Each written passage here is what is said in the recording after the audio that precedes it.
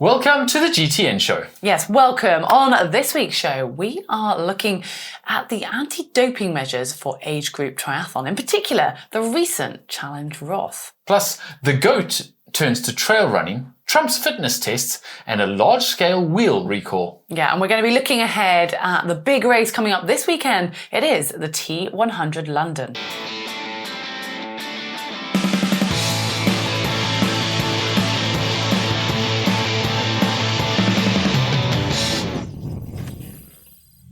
Well, time to take a look at the things we have spotted online. A quick little scoot through. We have seen that Jan Frodeno is back racing. Yeah. Okay, I mean, that is a big headline. He is dipping his toe into the world of ultra trail running in none other than the OCC. So this is one of the races at UTMB in Chamonix at the end of this month. So it's a big event. You normally have to qualify, but I imagine Jan has been given a sort of sweet golden ticket by one of his partners or by UTMB themselves, because that's a pretty big kudos to have the big man racing. Is this the gateway drug to UTMB next year? It is. It's the stepping stone. Or it's the, no thanks, Orange, not from me. Yeah. I'm not doing that. We'll see. It's the 50k version, I should clarify. Yeah, so you've got the CCC at 100k, and then obviously the big UTMB, which is the 100 miler. Yeah, a little bit more than 100 miles, actually. That's, maybe in the future.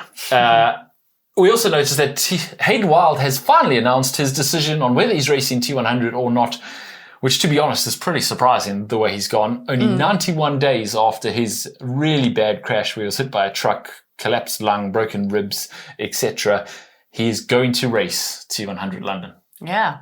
I mean, how much racing and how much taking part, but I kind of imagine he wouldn't be on that start line if he can't be involved in the race, because he wouldn't get any pleasure from it. So yeah, it's going to be exciting to see, isn't it? Yeah, we'll more about the T100 a little bit later in the show. We also noticed that Proton users said the T100 has paid up last year's bonuses at last in August of this year. Better late than never, I guess. This come only a week after they announced that they had managed to raise, I think, 40 million in funds from surge investments from the Saudi Provident Fund, I think it was. Obviously they're using the new investment to pay the old debts, but at least those athletes have got paid, which is a positive step. Hopefully there's not any more of those long delays in payments ahead, but yeah. Good news for those athletes who were waiting on that paycheck. Yeah, and it might help for getting athletes to sign next year if they can keep that up anyway. Yeah, we will wait and see. We spotted this post as well coming from the USA. Donald Trump is reintroducing the old school fitness test. Think sit and reach and standing jump, those sorts of things that maybe, I'm showing my age, but we did at primary school as a little bit of a marker. I'm not even sure why we did it, but I'm still not sure why one would do it. Haley doesn't seem convinced. Now, I think on the surface, I mean, it looks a little bit ridiculous to go to 50-style sit-ups and push-ups, and if you do the most, you get a presidential pat on the back. But I do think there is obviously a pandemic of obesity and unfit kids, and if you can get them into any kind of sport, that's a good thing. However, I think maybe forcing the entire school to do sit-ups until failure and push-ups until failure and to run a shuttle run until failure is not really the way you instill a love of sport in kids, is it? No, it seems like it's going to do more harm than good. But hey, yeah, Trump signed that executive order saying that you're going to have to do it from now on if you're a kid in America. Let us know your thoughts down below, what you think of that. Finally, I noticed this from Bro Bible, my number one news source. The backyard ultramarathons have become quite a big thing around the world. They've started the $1 backyard ultra in New York City. And this requires every participant to run, as most of the backyard ultras are, 4-mile lap, and they keep going one every hour until there's no one left, or there's one runner left and he wins. And this one, every runner has to put $1 in the jar every lap that they start. And so the winner was, this was held in Lower Manhattan on the West Side Highway to Battery Park. And the winner, Run with Kieran, won in 25 hours, 102 miles. And he accumulated in that $1 jar, wait for it, $395. I mean, it's not bad. Buy you a new pair of shoes, which you probably you might well need after running that far. Although I think probably, as they say in the article, it's probably better to just put that whole big jar of $1 bills on your mantelpiece and people can come into your house and ask you, what is that for? So you're say come into your house and say, can I borrow $1? Yeah, until times get really tough and you have to crack open your trophy to go and buy bread and milk. Yeah. But yeah, pretty cool idea. Anyway, unfortunately, this is impressive, but it pales in comparison to the Texas event where Phil Gore ran 495.87 miles in 5 days in a similar backyard ultra event, running 4 miles, starting every hour. Nothing pretty to say impressive. About that. Yeah. Madness.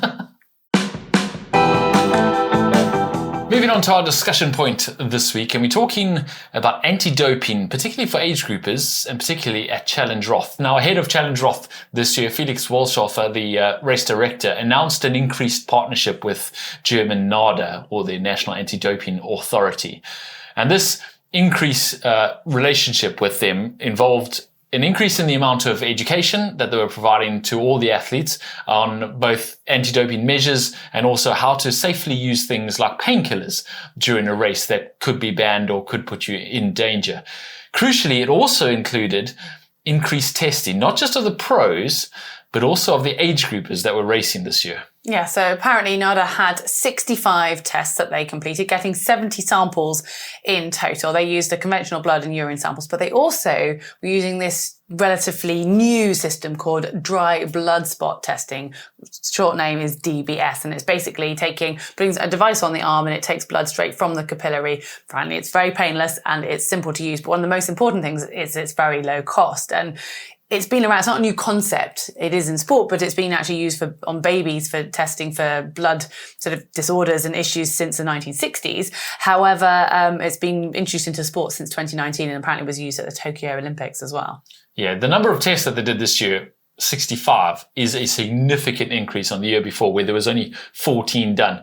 Now, they didn't explicitly say this was the reason, but really this is probably a direct result of that questionnaire that was put out to Roth participants last year. 800 people took the questionnaire, and of those, 11% admitted to taking some form of performance-enhancing substance in the year preceding the race. And that's a big number, a worrying number for the world of triathlon. There's quite a lot of media around that at the time, but clearly it's created a reaction from the Roth organizers who definitely don't want it to be seen that 1 in 10 athletes are doping. When you put it that way, that sounds quite crazy, doesn't it? It is slightly mind-blowing that these people admitted it, but that story's been covered. We're now looking at what they're doing, sort of moving forwards, and we're actually apparently going to see results published in September. So once the samples are processed, they're going to inform, I presume, the community of how many have actually come back without any issue and how many had some adverse analytical findings. Yeah. So it got us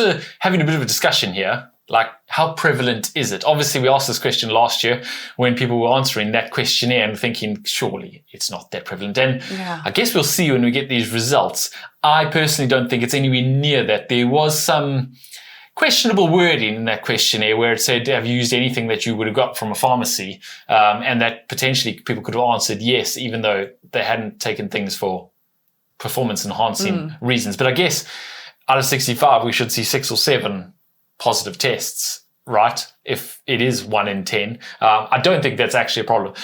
Then obviously the bigger question is, how much of a problem is this in age group racing? I mean, age group field is never fair anyway. There's a million reasons. Rewind to last week's show, with Race Ranger, for example. Exactly. There's a million reasons why age group racing is not a level playing field. Some people have a trust fund and don't ever work. Other people have 3 kids and a full-time job. It's not a level playing field, and putting money and effort and energy into anti-doping controls when there's other things that make a bigger difference to the fairness of the racing, like drafting, for example, kind of seems pointless. But then, of course, the people at the front end who are potentially being beaten by someone taking something, you can see their argument. Do you know, again, it's almost like there's 2 groups within the age group field, a little bit like the drafting, and reading the comments from last week, people who are just competing, they're like, we don't want to see all this money sort of almost being wasted into those few who want to cheat at the front kind of thing, is how it's perceived by some of the slower athletes. And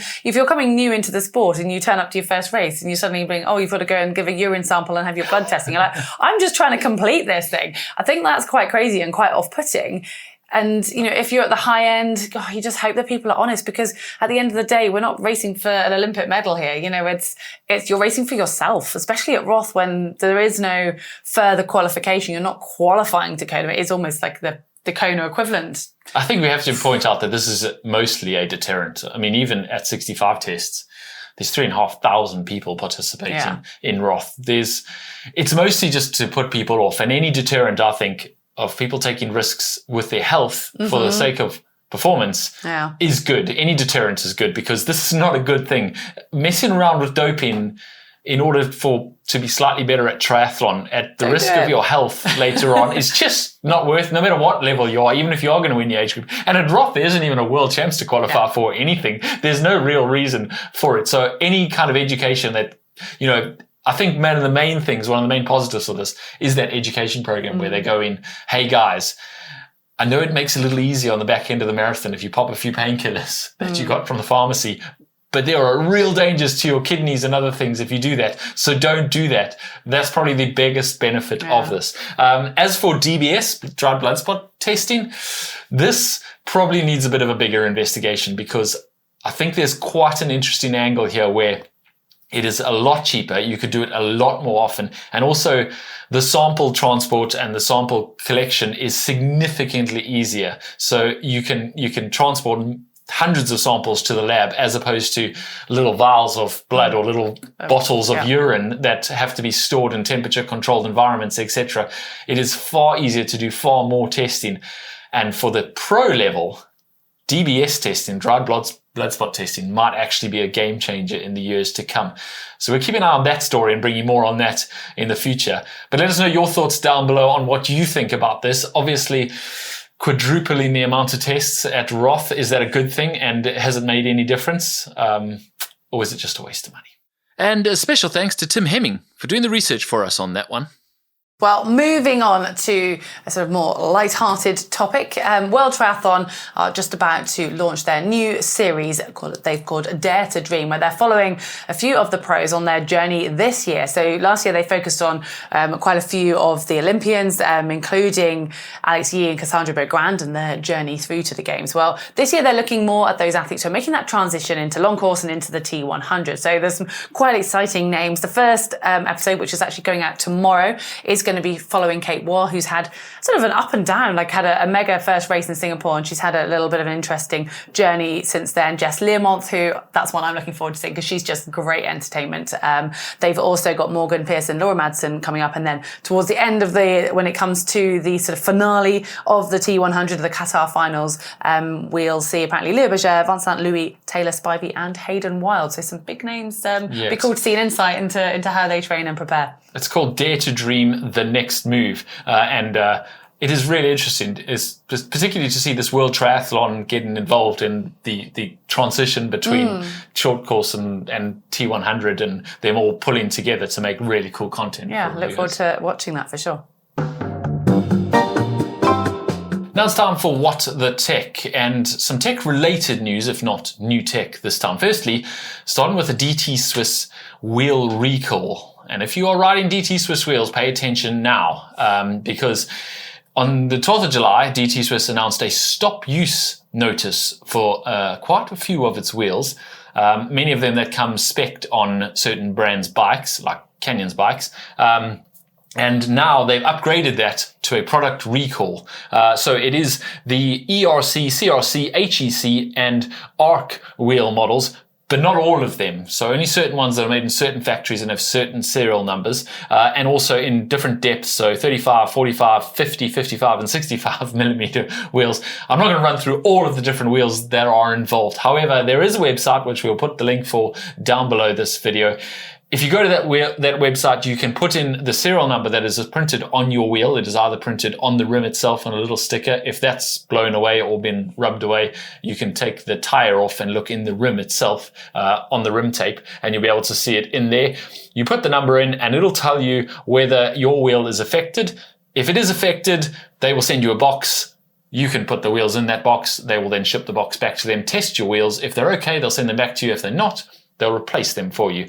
But you really shouldn't ride them if they are affected. I went and got my wheels off my Canyon CFR and put the serial numbers in, and it says, attention, this product is subject to a current product safety recall. So I will be putting mine in a box and sending them off to DT Swiss promptly. And I'll be going home to put my number Yeah. into that link. Fingers crossed that you aren't one of those victims. Right, moving on, we have some news from Garmin, who have just acquired a Dutch company called Mylaps. Now, apparently, they are all about integrated timing, live tracking, and performance analysis. They don't really go into that much more of how this is going to sort of benefit the Garmin customer. Although that said, the co-chief operating officer at Garmin, Brad Tenkel, says, together we look forward to setting a new standard of performance-focused training and race day technology, and transforming the competitive experience for our passionate customers. Interesting. Yeah. We're left a little bit none the wiser on that one. Yeah, don't really know how those two marry together, except that they're both now under the same married. umbrella. Yeah. Yeah. Yeah. Moving on, the PTO has invested in DataWorks. DataWorks technology is basically a technology that takes live metrics, power, heart rate, speed, all of that, and uses AR technologies to turn it into something that is visually appealing, that you can actually look at, which obviously gives the production company and the commentators some information to bring the audience in to the race, which is basically exactly what the PTO and T100 have been promising us they'll be able to do with live broadcasts for years. Yeah, we saw an insight into it, I think, a couple of years ago when we were seeing some power numbers. And I think in triathlon, people are really interested in that because some athletes are quite secretive to their numbers and others are sort of, this is what I pushed for however many hours. So I think that will really gain some interest from within the sport. But then hopefully it does give the commentators that ability to tell the story to the broader viewer who doesn't know what 200 watts means, or but in the way of comparison, they used a good example of two athletes, Lucy Buckingham and Lucy Charles Barkley, who were sort of on a chase on the bike after the swim, and how Lucy Charles Barkley was working at a much lower percentage of her maximum heart rate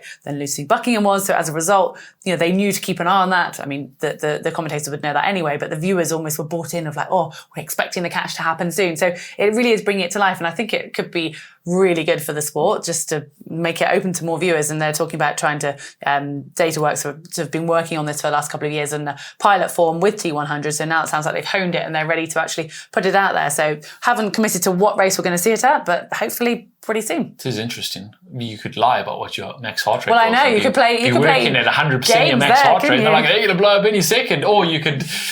she's 101 now. Decalibrate your power meter and go, whoa. This is how James's brain works here. A little bit of sneaky. Yeah. Anyway, still, it should be good if they can get it off the ground and get us to see a little bit more insight into the race.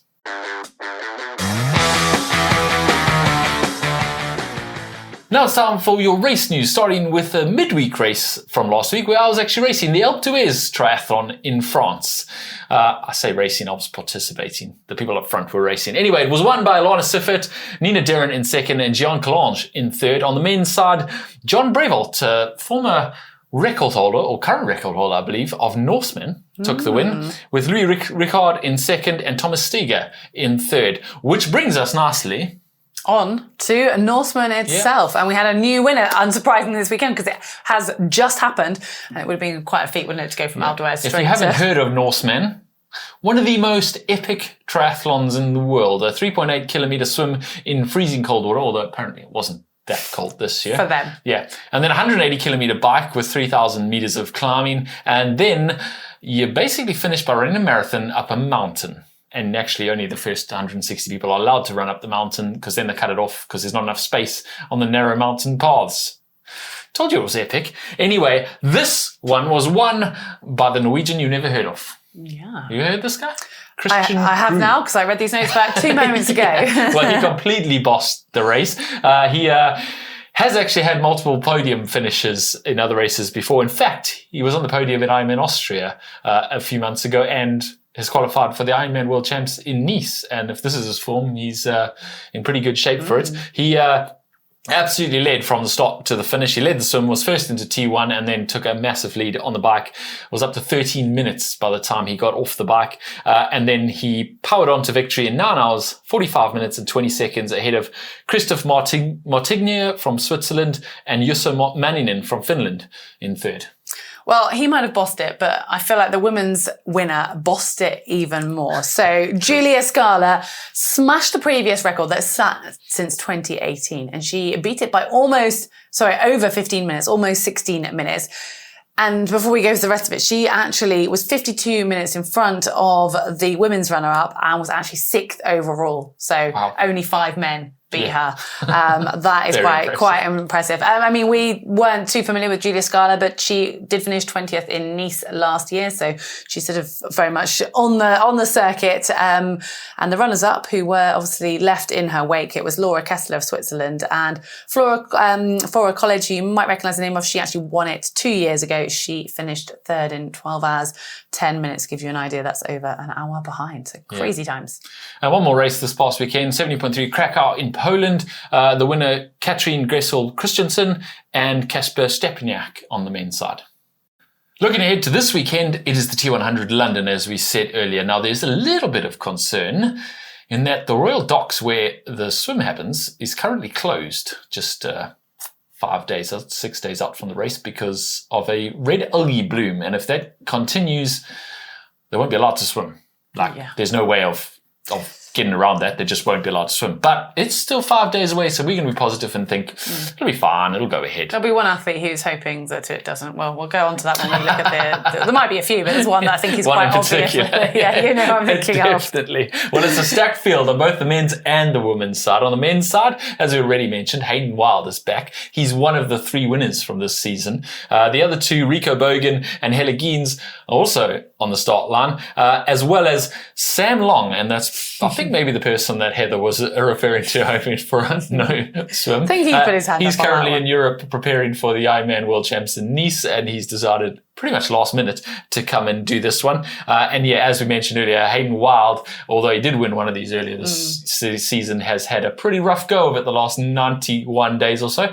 But he is on the start line, so fingers crossed he's in shape to actually be competitive. Yeah, fingers crossed. The women's side, there's a strong British contingent, and do find that this race does really, the British athletes really do their best to kind of come out all guns firing. And Lucy Charles-Barkley is known to perform well in front of a home crowd. She is lining up, and I think everyone's excited to see her race, but she's going to have some hopefully stiff competition from Georgia Taylor-Brown, who's been sort of taking a little bit of break out of triathlon, but has been back to Super Tri and done a WTCS race as well, and looking like she's returning to the form that we know she's capable of, and obviously a very quick swimmer, along with Jess Learmont. So Lucy could well have company on the swim, and beyond, who knows. And Georgia Taylor-Brown has also done 70.3 Bahrain or Dubai. It was Bahrain. And she absolutely smashed it. So I think she is, this distance does suit her. So quite exciting to see her returning. Also on the women's side, all 3 winners from the season are racing: Kate Wall, Julie Derrin and Taylor Nibb. And then of course, Ashley Gentle. As we said, stacked field. Those women start midday on Saturday, UK time, and the men start at 2:45. So a bit of an overlap on those races. The women will still be running when the men jump in the water, but I'm sure the PTO coverage will be good enough that you can watch both races happening at the same time. Time for Tri Spy, and it turns out you guys were good. I think we'll just reveal the photo. It was 70.3 Boise, and it was the picture on the right, Justin Riel drinking his celebratory beer, and apparently he made quite a big thing about it because everyone just noticed it. We did have a few wrong answers. To start with, Daniel Dorney says Trevor Foley. And we had Joe Alb saying Fred Funk behind the finish line at his first stop. I mean, obviously not behind the finish line, but I like where you're going with that one. Frederick Zebel said James Cunningham after the finish line of Challenge Roth 2012. I did get a bucket of beer in my face, but it was significantly larger than that. Good, it was good one stuff. of those absolutely massive. Yeah. Hope you drank it all. I don't have a photo of it though. Someone else said Mark chasing James around at Challenge Roth, and I think there was a fair amount of beer consumed in that episode. But this isn't a photo of Mark doing that. The first one to get it right was Marjolorinoli. Whoa, I can't even read that. Justin, sounds like you've had a few beers. So 4631 also got it right, as did Erin Hyman and Team Saunders Try. So well done to all of you. This week we have this image. Can you tell who that is behind the visor? Good luck. I can't tell. Say what? Okay, taking a look at some of the comments under last week's show, we discussed the state of triathlon journalism and where it's going. And if it's going to completely collapse. With all the subscription wear that comes out now, we have to subscribe if you want to get triathlon news. Underdog Triathlete wrote, please know that I'm not just blowing smoke up your when I say that I do generally get most of my triathlon news from GTN Show and maybe an occasional podcast or Instagram story. That said, though, the decline of triathlon journalism is very much a real problem, and it's good that you bring it up. Yes, easy access to independent journalism is vital in any field, and equally, yes, the people that do that journalism deserve fair compensation for their work. Those are both completely true statements, and, unfortunately, I don't know how to solve both of those problems at once. Oh. Yeah, nor do we. We're hoping for a solution at the end of that comment. Yeah, I know. It's like, great. Yeah. Okay, what are we going to do here? We also had the Street podcast says, yes, so Shane get my news from Triathlon Spirit in French and Triathlon Magazine in German, both still in print. Yeah, there's quite a few people who don't agree with the subscription model. Bruno Shampoo says, I boycott the sites unless there's free content. And Roy GSX says, I don't and won't subscribe to anything. Someone said, Unaltered Capture said, we subscribe to all the things we love, we would live in a tent with no money for food. I think that is very true. That is the way it's going, isn't it? I think that's where people feel you've either got to choose one and stick with it or say no to them all and come and watch GTN. Yeah. Okay, I think that's what we'll conclude. Well, hopefully you have enjoyed this week's show. We have a cool video coming up, James. Yeah. As I said earlier, I went to the Alpe d'Huez Triathlon. It is one that is very close to my heart. I think should be on every triathlete's bucket list. And I made a video while I was there to show you why. That's coming up this weekend, so look forward to that. Thanks for watching, everyone, and we'll see you again next week.